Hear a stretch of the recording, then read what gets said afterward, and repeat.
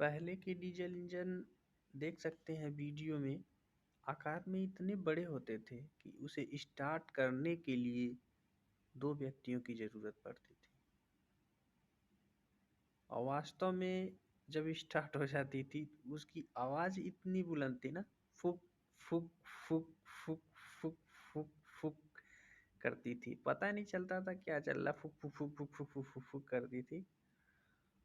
और बहुत ही हैवी था इंजन पहले का, डीजल इंजन।